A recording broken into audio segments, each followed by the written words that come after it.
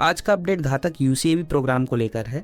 ये भारत का एक बहुत ही महत्वाकांक्षी डिफेंस प्रोजेक्ट है जिसका मकसद पूरी तरह स्टेल्थ और ऑटोनोमस स्ट्राइक कैपेबिलिटी वाला ड्रोन तैयार करना है।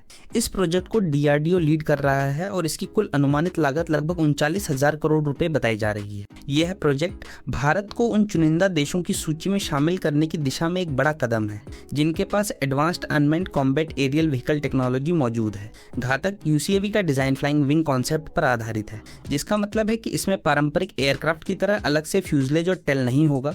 इस तरह का डिजाइन रडार क्रॉस सेक्शन को कम कर देता है, जिससे ये दुश्मन के रडार पर आसानी से पकड़ में नहीं आता।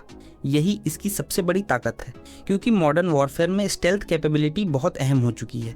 ये ड्रोन दुश्मन के एयर डिफेंस सिस्टम को बाईपास करके अंदर तक घुसकर स्ट्राइक करने में सक्षम होगा।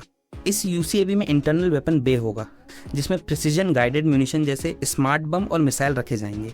इंटरनल कैरी होने की वजह से इसके स्टेल्थ फीचर्स पर कोई असर नहीं पड़ेगा, क्योंकि बाहर हथियार लटकाने से रडार सिग्नेचर बढ़ जाता है। इसका इस्तेमाल हाई वैल्यू टारगेट्स जैसे दुश्मन के एयरबेस, कमांड सेंटर और मिसाइल साइट्स को खत्म करने के लिए किया जाएगा। घातक का सबसे महत्वपूर्ण पहलू इसका ऑटोनोमस ऑपरेशन है। ये सिर्फ रिमोट कंट्रोल ड्रोन नहीं होगा, बल्कि इसमें आर्टिफिशियल इंटेलिजेंस और एडवांस्ड एल्गोरिदम का इस्तेमाल किया जाएगा, जिससे ये खुद से मिशन प्लानिंग, टारगेट आइडेंटिफिकेशन और अटैक एग्जीक्यूशन कर सकेगा। हालांकि शुरुआत में इसमें human in the loop system रहेगा, यानी अंतिम निर्णय इंसान ही लेगा, लेकिन भविष्य में इसे और ज़्यादा ऑटोनोमस बनाया जा सकता है। इस प्रोजेक्ट में कावेरी इंजन का भी महत्वपूर्ण रोल है। पहले कावेरी इंजन प्रोग्राम को कई दिक्कतों का सामना करना पड़ा था, लेकिन अब इसे अपग्रेड करके घातक के लिए इस्तेमाल करने की योजना है। इसके लिए कावेरी ड्राई इंजन वर्जन तैयार किया जा रहा है, जो यूसीएवी की ज़रूरतों के हिसाब से ज़्यादा उपयुक्त होगा। इंजन की परफॉर्मेंस इस पूरे प्रोजेक्ट की सफलता में अहम भूमिका निभाएगी।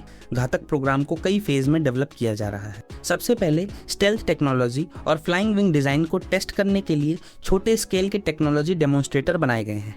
इसके बाद फुल स्केल प्रोटोटाइप तैयार किया जाएगा, जिसमें सभी ऑपरेशनल फीचर शामिल होंगे।